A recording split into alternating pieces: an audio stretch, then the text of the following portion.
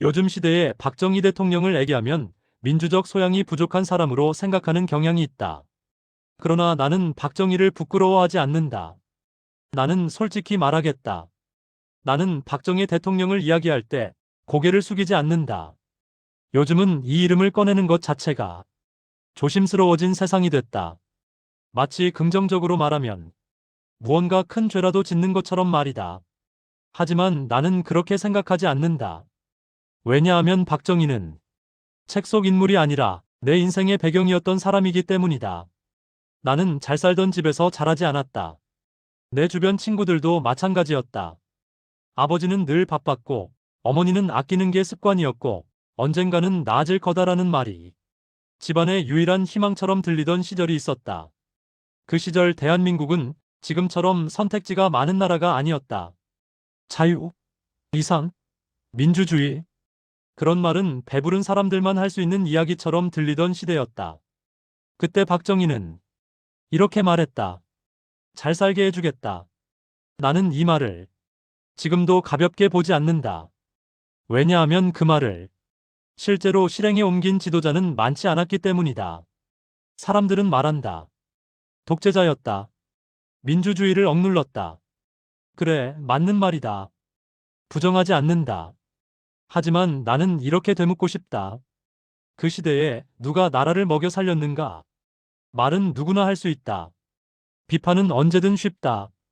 그러나 결과를 내는 건 전혀 다른 문제다. 박정희 대통령은 나라가 굶고 있을 때 토론을 선택하지 않았다. 그는 결과를 선택했다. 1960년대 초반 대한민국은 세계에서 손꼽히는 가난한 나라였다. 전쟁의 상처는 그대로였고 정치는 혼란스러웠으며 사람들은 미래를 믿지 못했다. 그런 나라를 붙잡고 계획을 세우고 공장을 만들고 수출을 시작하자고 실제로 밀어붙인 사람, 그 사람이 박정희 대통령이었다. 나는 이걸 우연이라고 생각하지 않는다. 우리 중장년 세대는 안다. 나라가 굴러간다는 느낌이 얼마나 중요한지. 회사든 가정이든 리더가 흔들리면 모두가 불안해진다. 요즘 사람들은 결과보다 과정만 묻는다. 하지만 우리는 안다.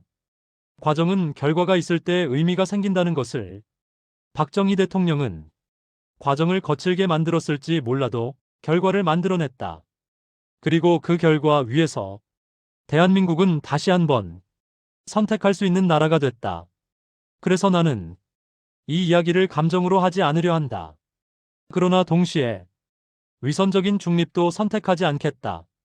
나는 묻고 싶다. 만약 박정희 대통령이 없었다면 지금의 우리는 어떤 나라에서 살고 있을까? 이 질문을 피하는 순간 이 논쟁은 정직하지 않게 된다. 다음 이야기에서는 이렇게 묻겠다. 왜 그 시대 사람들은 박정희 대통령을 지지했는가? 강요가 아니라, 세뇌가 아니라 현실적인 선택으로서의 지지. 그 이유를 숫자와 삶의 이야기로 하나씩 꺼내보겠다. 가난 앞에서 민주주의는 얼마나 현실적이었나. 나는 가끔 요즘 세대가 부럽다. 태어날 때부터 선택지가 있었으니까. 하지만 솔직히 말하면 그 선택지들은 누군가가 먼저 고생해서 만들어 놓은 길 위에 놓여 있다. 우리가 이야기하려는 1960년대 초반 대한민국에는 그 길 자체가 없었다. 그때는 나라 전체가 가난했다. 개인이 가난한 게 아니라 국가가 가난했다. 세계적으로도 중요했다. 자본주의는 먼저 부를 쌓은 나라가 계속 부를 이어갈 수 있는 구조이다. 2차 대전이 끝나고 자본주의는 산업혁명 이후가 아니라 1950년대부터 진정한 출발점이다. 늦어지면 영영 따라잡을 수 없는 구조이다. 우리나라는 전쟁이 끝난 지 얼마 되지 않았고 먹을 것도 일할 곳도 부족했다. 내일은 오늘보다 나을까? 라는 질문에 확신 있게 대답할 수 있는 사람이 거의 없었다. 우리 부모 세대가 왜 그렇게 묵묵했는지, 왜 정치 얘기를 피했는지 나는 이제야 이해가 간다. 그들에게 정치는 삶을 바꾸는 도구가 아니라 불안을 키우는 소음처럼 느껴졌을지도 모른다. 그 시절을 오늘 기준으로 재단하면 쉽다. 왜 민주적으로 해결하지 않았나? 왜 군인이 나서서 나라를 잡았나? 하지만 나는 묻고 싶다. 그때 민주주의는 사람들의 밥을 책임질 준비가 되어 있었나? 이건 가치의 문제가 아니라 현실의 문제다. 정치는 분열돼 있었고 말은 많았지만 실행은 느렸다. 국회는 싸웠고 정부는 우왕좌왕했다. 그 사이에도 사람들은 매일 출근해야 했고 아이들은 밥을 먹어야 했다. 이때 사람들의 마음속에는 아주 단순한 바람이 생겼다. 누가 됐든 좋다. 이 혼란만 좀 끝내줬으면 좋겠다. 이 바람이 무서운 이유는 악해서가 아니라 너무 인간적이기 때문이다. 바로 그 틈에서 박정희 대통령이 등장한다. 그는 이상을 말하지 않았다. 철학을 길게 설명하지도 않았다. 그는 아주 단순한 메시지를 던졌다. 정리하겠다. 계획을 세우겠다. 결과를 만들겠다. 이 말은 당시 사람들에게 희망이라기보다 안도감이었다. 나는 이 장면에서 회사 하나를 떠올린다. 리더가 바뀌었는데 그 사람이 말을 잘해서가 아니라 일이 굴러갈 것 같다는 느낌을 줄 때 조직은 따라간다. 국가도 다르지 않다. 박정희 대통령은 사람들의 마음을 설득한 게 아니라 불안을 잠재웠다. 여기서 중요한 걸 하나 짚자. 그 시절 사람들은 자유를 몰라서 포기한 게 아니다. 자유보다 생존이 먼저였기 때문에 우선순위를 바꾼 것이다. 이걸 이해하지 못하면 그 시대를 절대 이해할 수 없다. 그래서 나는 이렇게 말하고 싶다. 박정희 대통령을 지지했던 사람들은 무지해서가 아니다. 세뇌돼서도 아니다. 그들은 현실을 계산한 사람들이었다. 가난 앞에서, 혼란 앞에서 그들은 말이 아닌 결과를 택했다. 이 선택이 모든 걸 정당화해주는 건 아니다. 하지만 이 선택을 악으로만 규정하는 것도 정직하지 않다. 우리는 최소한 이 질문에는 답해야 한다. 그 시대에 다른 선택지가 있었는가? 이 방식 아니면 대한민국은 정말 달라질 수 있었을까? 말이 아니라 숫자로 증명된 변화. 나는 사람 말을 잘 믿지 않는다. 특히 정치인의 말은 더 그렇다. 하지만 숫자는 다르다. 숫자는 변명하지 않는다. 일어났는지 안 일어났는지만 보여준다. 박정희 대통령을 긍정적으로 말하는 이유도 결국 하나다. 그는 숫자로 결과를 남겼다. 1960년대 초반 대한민국은 세계에서 가장 가난한 나라 중 하나였다. 이건 감정이 아니라 팩트다. 나라 전체가 원조 없이는 굴러가지 않았고 자립이라는 말 자체가 공허하게 들리던 시절이었다. 그런데 박정희 대통령은 국가를 운영하면서 딱 하나에 집착했다. 우리가 뭘 팔아서 먹고 살 것인가? 이 질문을 처음으로 국가 차원에서 진지하게 던진 사람이 박정희 대통령이었다. 그는 내수에 기대지 않았다. 안에서 나눠 먹자는 말로는 나라가 못 산다는 걸 알고 있었다.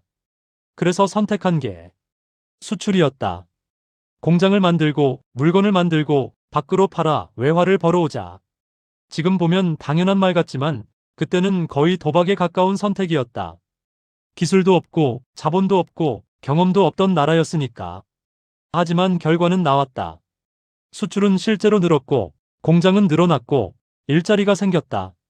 중요한 건 이게 일부 사람들만의 체감이 아니라는 거다. 굶주림이 줄어들었고 아이들이 학교에 다니기 시작했고 그래도 나아지고 있다는 말이 현실이 되기 시작했다.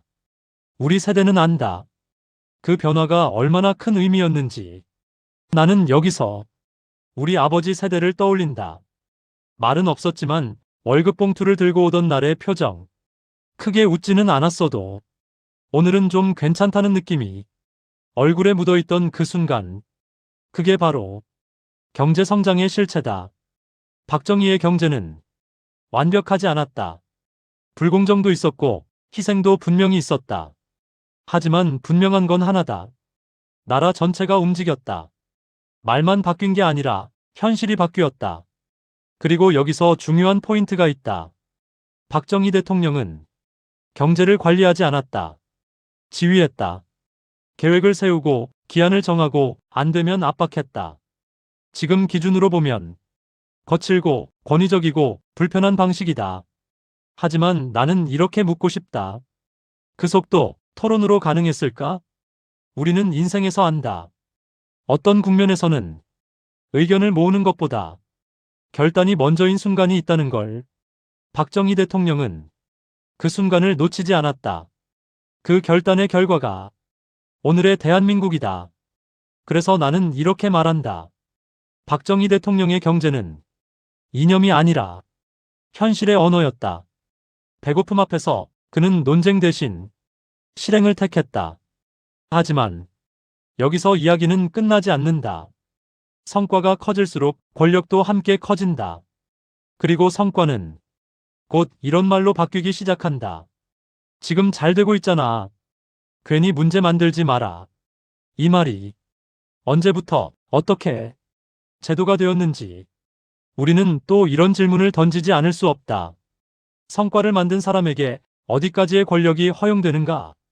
3. 유신, 책임이었나 집착이었나? 이쯤 되면 이 질문을 피할 수 없다.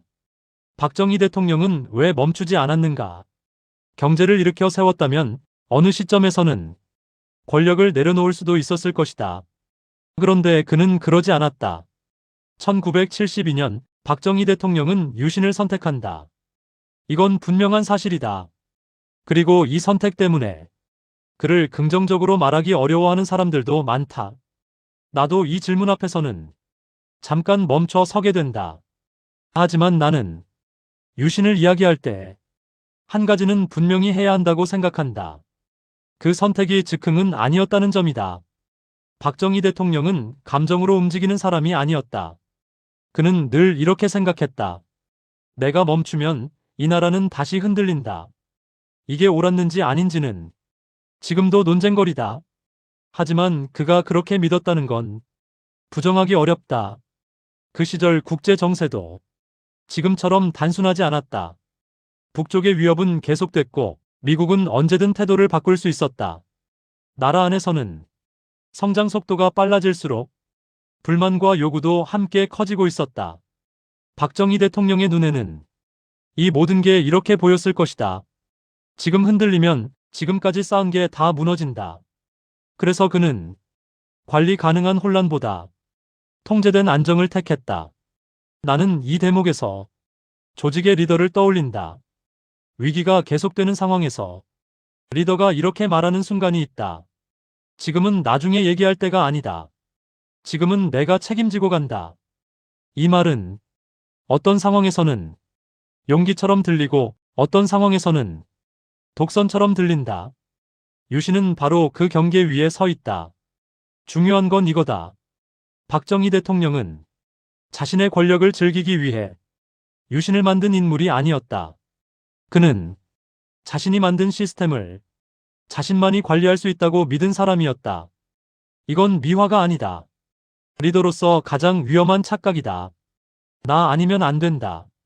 그런데 솔직히 말해보자. 우리 인생에서도 이 생각을 해본 적 단 한 번도 없었는가? 가정에서, 회사에서, 조직에서 내가 빠지면 망가진다. 아직은 내려올 때가 아니다. 박정희 대통령의 유신은 그 생각이 국가 단위로 확장된 결과였다. 나는 그래서 유신을 이렇게 본다. 책임감이 통제를 낳았고 통제가 권력을 굳혔으며 그 권력이 비판을 허용하지 않게 된 순간 이 흐름은 갑자기 생기지 않는다. 성과가 쌓일수록 서서히 굳어진다. 여기서 한 가지는 분명히 하자. 유신은 민주주의의 후퇴였다. 이건 변명할 수 없다. 하지만 동시에 이 질문도 남는다. 그때 박정희 대통령이 물러났다면 과연 이 나라는 안정됐을까? 이 질문에 누구도 확답을 내릴 수 없다. 그래서 이 논쟁은 지금까지도 끝나지 않는다. 나는 유신은 반대한다. 왜 유신을 했는지는 이해하지만 분명 아쉬운 부분이다. 그렇다고 지금 누리는 성과를 유신이 다 가리지는 않는다고 강하게 말할 수 있다. 나는 박정희 대통령을 완벽하다고 말하지 않는다. 그러나 나는 그를 이렇게 정의한다. 나라를 일으킨 사람이며 그 무게를 끝까지 자기 혼자 지려했던 사람. 그 선택이 옳았는지는 각자의 판단이다. 하지만 그 책임을 남에게 떠넘기지 않았다는 점만큼은 나는 높이 평가한다. 내 무덤에 침을 뱉어라 라고 한 이유가 그의 책임의식이다. 억압에 시대기만 했다면 왜 사람들은 지금도 그를 그리워하는가? 기억은 왜 갈리는가? 나는 요즘 젊은 사람들과 박정희 대통령 이야기를 하면 대화가 길어지지 않는다는 걸 느낀다. 그들은 묻는다. 왜 아직도 그 사람을 좋게 보세요? 그 질문에는 비난보다 이해되지 않는다는 당혹감이 담겨 있다. 그리고 나는 그 질문을 들을 때마다 이렇게 생각한다. 우리는 같은 시대를 바라보고 있지 않구나. 중장년 세대가 기억하는 박정희 대통령은 교과서 속 인물이 아니다. 뉴스 클립 속 독재자도 아니다. 그는 삶이 바뀌던 시절의 상징이다. 전기가 들어오고 길이 생기고 공장이 돌아가고 월급이라는 개념이 자리 잡던 때 그 변화는 정책 보고서가 아니라 생활 속에서 체감됐다. 사람은 기억할 때 이념보다 감각을 먼저 떠올린다. 그때부터는 배고파서 잠드는 날이 줄었다. 아이를 학교에 보낼 수 있었다. 내가 노력하면 조금씩 나아질 수 있다는 느낌이 그때 생겼다. 이 감각이 작년들의 기억을 만든다. 그리고 이 기억은 누가 뭐라고 해도 지워지지 않는다. 물론 억압은 있었다. 말 못하게 한 것도 사실이다. 시위는 막혔고 비판은 위험했다. 하지만 여기서 젊은 세대가 자주 놓치는 지점이 있다. 그 시절 사람들은 침묵을 저항의 포기로 느끼지 않았다는 점이다. 그들에게 침묵은 굴복이 아니라 생존의 방식이었다. 나는 이걸 비겁하다고 말하지 않겠다. 왜냐하면 우리도 회사에서, 조직에서, 가정에서 똑같은 선택을 수없이 해왔기 때문이다. 지금은 참고 가자. 괜히 튀지 말자. 이게 최선은 아니지만 지금은 이게 현실이다. 그 선택으로 우리는 집을 샀고 아이를 키웠고 삶을 이어왔다. 그래서 작년 세대는 박정희 대통령을 떠올릴 때 자유를 빼앗은 사람보다 살 수 있게 만든 시대를 먼저 떠올린다. 이건 정치적 판단이 아니라 기억의 구조다. 또 하나 중요한 이유가 있다.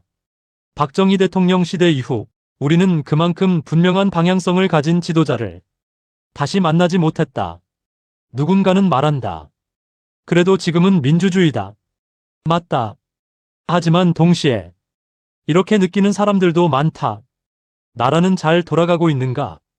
앞으로 가고 있는가? 제자리에 서 있는가? 비교는 자연스럽게 기억을 불러온다. 그래서 박정희 대통령에 대한 긍정은 독재에 대한 향수가 아니다. 그건 확신의 시대에 대한 그리움이다.